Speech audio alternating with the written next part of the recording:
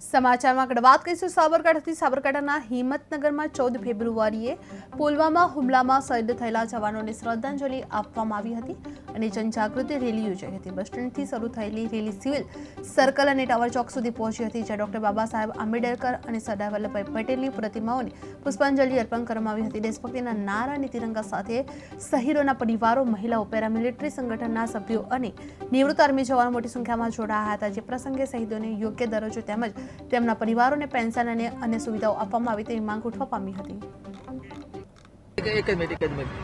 Okay start.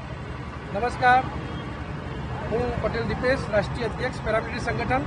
આજે સાબરકાંઠા જિલ્લામાં હિંમતનગર શહેરમાં જે પેરામિલિટરીના પુલવામા જવાનો શહીદ થયા એમને શ્રદ્ધાંજલિ રૂપે જનજાગૃતિ રૂપે રેલીનું આયોજન હતું, જે બસ ડેપો હિંમતનગર બસ ડેપોથી શરૂ કરી હિંમત સ્કૂલ સુધીનો હતો।